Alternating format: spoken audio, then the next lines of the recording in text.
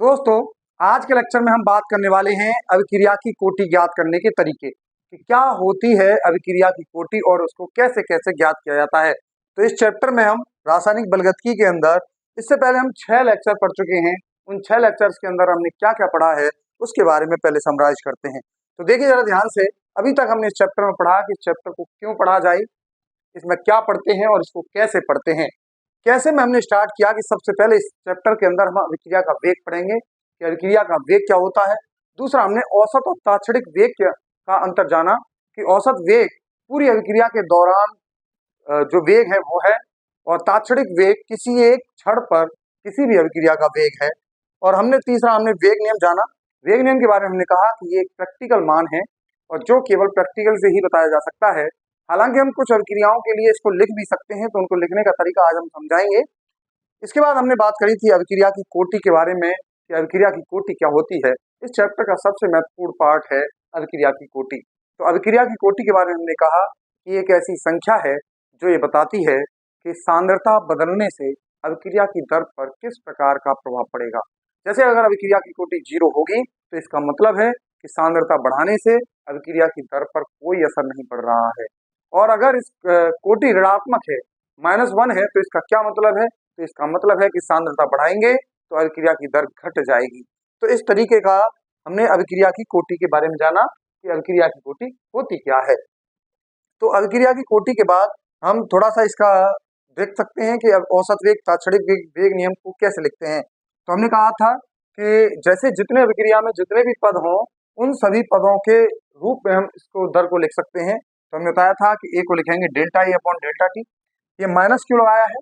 ये माइनस इसलिए लगाया है क्योंकि ये अभिकारक है और इसमें कमी आ रही है। और 2 ये 1/2 के रूप में लिख दिया। फिर हमने बी के रूप में सेम ऐसे ही लिखा delta B upon delta T, क्योंकि अभिकारक है तो माइनस लगा दिया। अब सी के पदों में लिखा delta C upon delta T, इसमें कोई गुणांक नहीं लगा है तो कुछ नहीं लिखा जाएगा।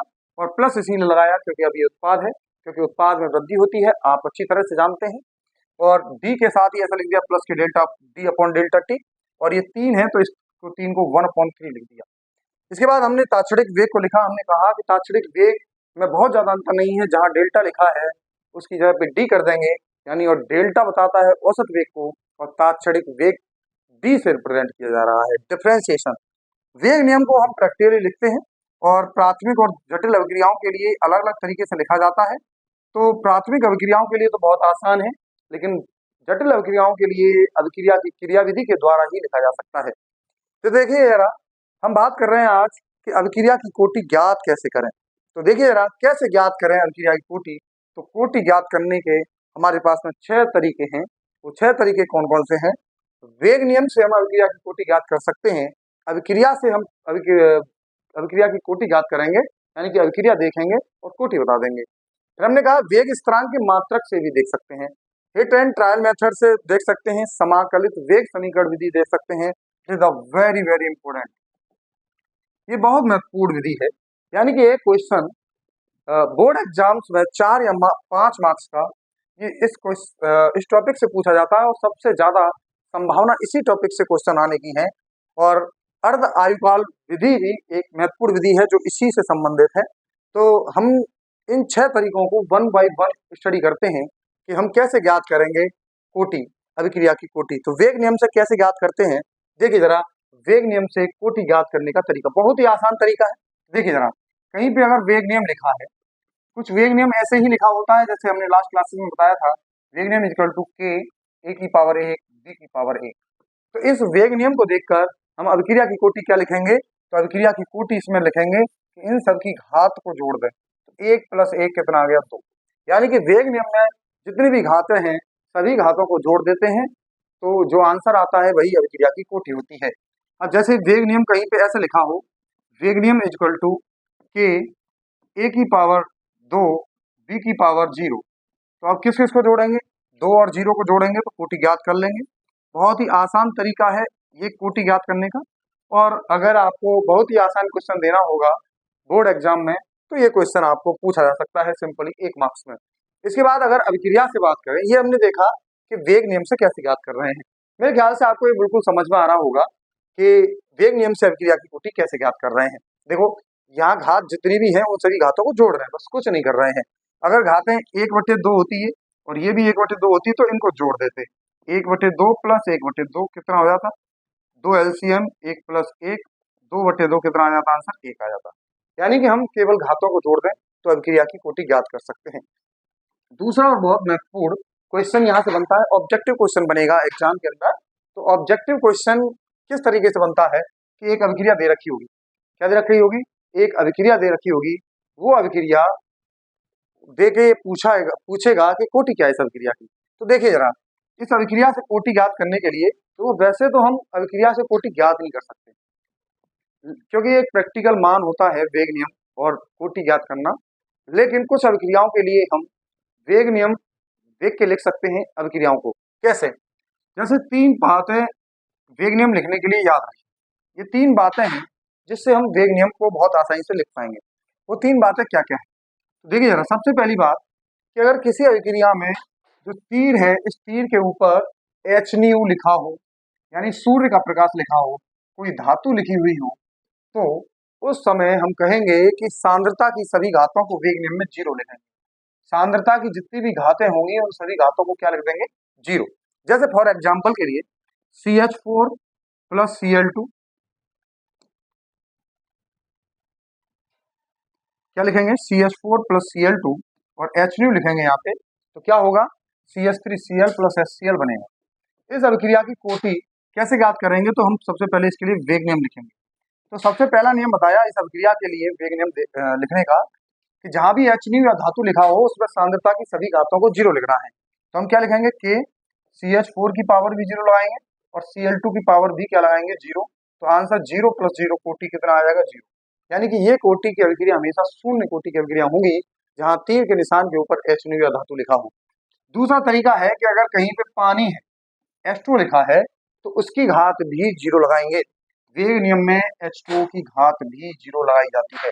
यानी कि अगर कहीं पे कोई एग्जाम्पल आपके सामने हो, जैसे कहीं पर कोई reaction CH3 COO2H5 plus H2 लिखा है और इसके साथ ये CH3 COOH प्लस C2H5OH बना है, तो इस अभिक्रिया के लिए जब वेग नियम लिखेंगे, इस अभिक्रिया के लिए अगर वेग नियम हम लिखेंगे तो कैसे लिखेंगे, कि CH3 COOC2H5 और H2 इसकी पावर क्या लिख देंगे, 0 और इसकी पावर 1। तो इस तरीके से हम अभिक्रिया की यहाँ पे कोटि बता देंगे, क्या आ जाएगी, 1 प्लस 0। तो कितने आ जाएगा आंसर, 1। यानी कि H2O की घात को हमेशा 0 लगाना है। अगर आपको क्वेश्चन देके पूछा है तो H2O की घात हमेशा हम क्या लगानी है, 0 लगानी है। तो देखिए जरा, H2O की घात 0 लगाने के बाद एक बात और समझें कि अगर कहीं पे यहाँ कुछ भी लिखा हो D और यहाँ अगर अधिकता लिखी हुई है, क्या लिखा हुआ है, अधिकता, तो इसकी भी पावर हमेशा 0 लगाएंगे।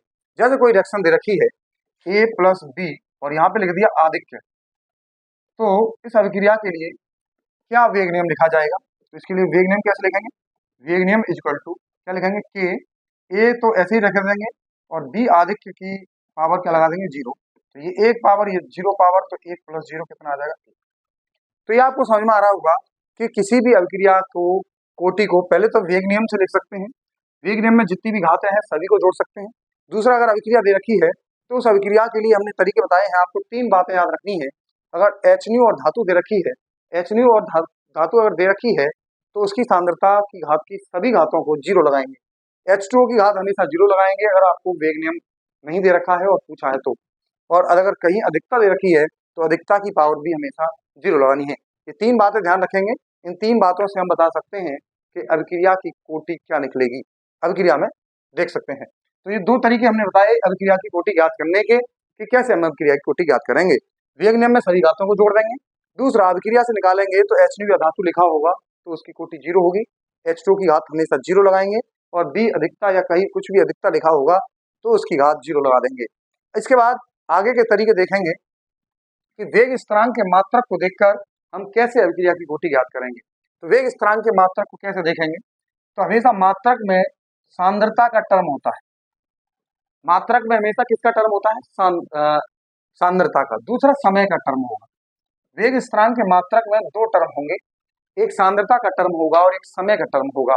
तो सांद्रता के टर्म की तुलना करेंगे 1 - n से और समय की तुलना करेंगे -1 घात से। तो समय अगर -1 घात के साथ में है तो उसके साथ जो सांद्रता की घात है उसको हम 1 - n के बराबर रख देंगे और जो आंसर आएगा n का वही अभिक्रिया की कोटि कहलाएगा। एग्जाम्पल के लिए समझिए, जैसे मोल प्रति लीटर और सेकंड इनवर्स लिखा हुआ है। अगर कहीं पे वेग स्थिरांक k का मात्रक कुछ इस प्रकार लिखा हुआ है।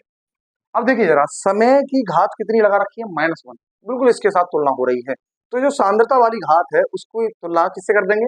1 - n से। यहाँ कितनी घात है? 1।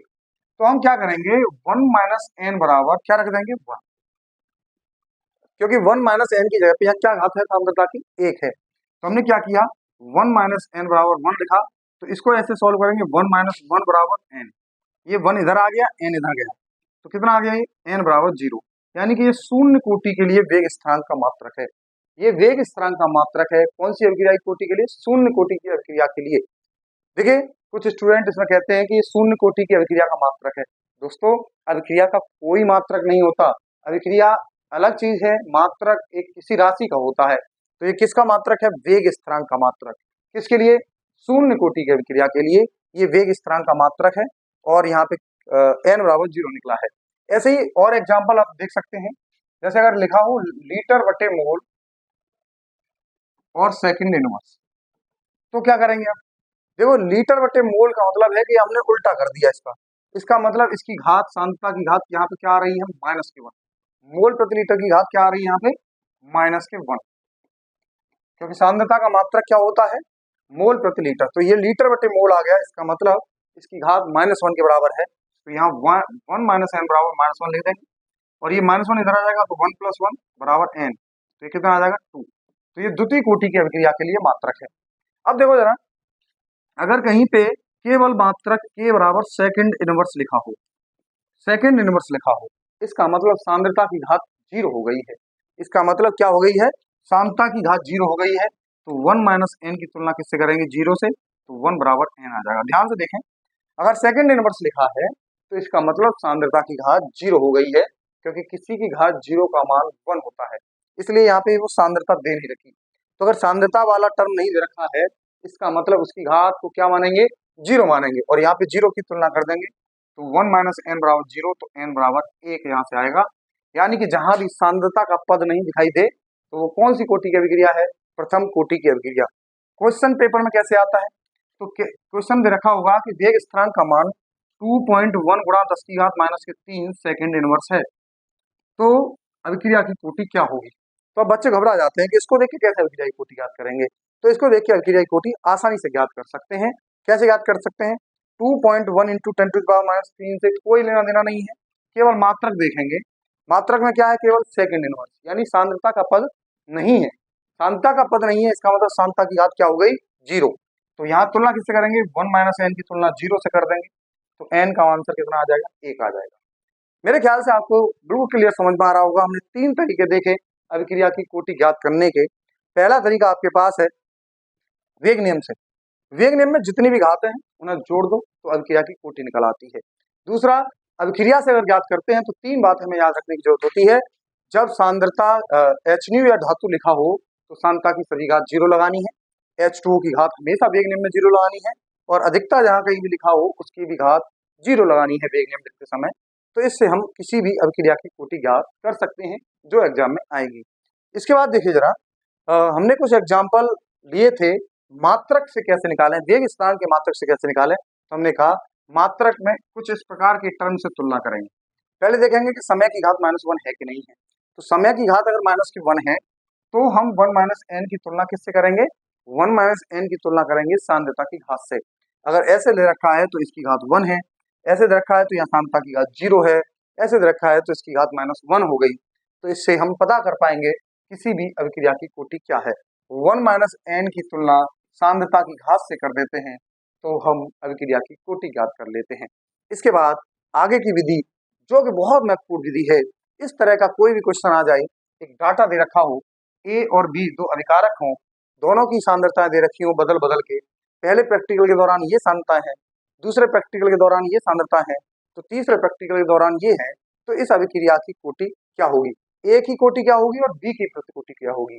यानी कि वो पूछ रहा है कि वेग नियम में अगर दो अभिकारक हैं तो के ए की पावर क्या आएगी, एक्स, और बी की पावर वाई क्या आएगी, यानी एक्स और वाई के मान क्या होंगे अगर ये दे रखा है। तो इस विधि को हम कहते हैं हिट एंड ट्रायल मेथड। इस विधि को क्या कहते हैं, हिट एंड ट्रायल मेथड। एक तो तरीका ये है, और एक दूसरा तरीका बहुत लॉन्ग मेथड होता है।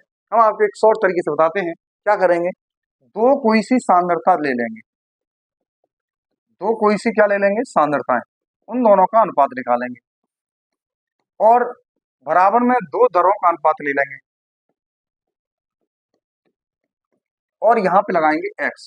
तो जो x का मान आएगा वही अभिक्रिया की कोटि आएगी। तो इस तरीके का फॉर्मूला लगाएंगे, सांद्रता 1 अपॉन सांद्रता 2 दर 1 अपॉन दर 2। इस क्वेश्चन को करते समय ध्यान रखेंगे कि यहाँ अगर दो सांद्रताएं हैं तो वो वाली सांद्रता लेंगे जिसमें एक समान हो। क्या हो, एक समान। जैसे a की वैल्यू यहाँ पे 0.20 है, 0.20 है, यानी कि हमें कौन सा डाटा लेना है, ये वाला। तो यही वाला डाटा लेना है, वो किसके लिए, बी के लिए लेना है। तो बी के लिए पहले सांद्रता कितनी है, 0.30 अपॉन दूसरी सांद्रता क्या है, 0.10। ध्यान से देखें क्या करना है हमें, जब दो सांद्रता फिक्स हों वो वाली डाटा पहले लेने हैं। दो सांद्रताएं अगर फिक्स हों तो वो वाले डाटा पहले लें। तो ये डाटा फिक्स है तो ये दो डाटा ले लीजिए। तो पहली सांद्रता क्या है, 0.30, दूसरी सांद्रता क्या है, 0.10। इसकी पावर क्या लगाएंगे, x बराबर पहली दर क्या है, 5.07 इंटू 10⁻⁵ अपॉन 5.07 इंटू 10⁻⁵। ये कितनी बार कट गया, 3 बार। 3 की पावर x बराबर ये कितना है, 1। तो इसको कैसे सॉल्व करेंगे, तो 1 कब आता है, किसी की भी घात 0 लगा दो तो 1 आता है। तो हम कह देंगे कि 3 की घात x बराबर 3 की घात 0। एक को हम 3 की घात 0 लिख सकते हैं। जब आधार समान हो तो घातों की तुलना करने पर x की वैल्यू क्या आ जाती है, 0। अब एक निकल जाएगा तो दूसरा हम आसानी से निकाल सकते हैं। दूसरे के वो डाटा लीजिए जो चेंज हो रहे हैं। तो इन दोनों डाटाओं को लीजिए। तो देखिए जरा, पहली सांद्रता क्या है, 20 0.20 अपॉन 5.07 इंटू सॉरी कैसे लेंगे, पहली सांद्रता लें 0.20 अपॉन दूसरी सांद्रता क्या है, 0.40 और इसकी पावर x बराबर में क्या लेंगे, पहली दर दूसरी दर 5.07 अपॉन 1.43। ये 10⁻⁴ है, ये 10⁻⁵ है। इसको सॉल्व करेंगे, जो मान x का आएगा वही अभिक्रिया की कोटि कहलाएगा। तो ये कुछ तरीका है। हम क्या करना है, जो सेम डाटा हो, जैसे इसमें कौन कौन से सेम डाटा है, ये दोनों, तो इन दोनों की ये वाली वैल्यू लगाएंगे इसमें फॉर्मूले में, तो इससे इसकी कोटि निकल आएगी। जब ये इसकी कोटि पता चल जाएगी तो इनमें से कोई से, देखो इसमें ये दोनों सेम है तो इसमें ये दोनों दर लेंगे एक ही कोटि निकालने की। तो जो सेम हो उसके बराबर वाली दो दर ले लेते हैं और कोटि निकल आती है, और जिसकी सांता लेते हैं उसी की कोटि निकल के आती है। तो यहाँ बी की कोटि क्या हो जाती है, 0, और दूसरी कोटि आप इससे सॉल्व करके निकाल सकते हैं आसानी से। तो आप ट्राई करिएगा, नेक्स्ट क्लास में हम इसको ट्राई करके बता दें, क्वेश्चन को सॉल्व करके बता देंगे कि कितना आएगा आंसर। तब तक के लिए आप सॉल्व करिए इसको। तो आज के लिए इतना काफी है, नेक्स्ट क्लास में मिलते हैं समाकलित वेग समीकरण के साथ। और सबसे पहले हम बात करेंगे शून्य कोटि की अभिक्रिया के लिए समाकलित वेग समीकरण। तो थैंक यू।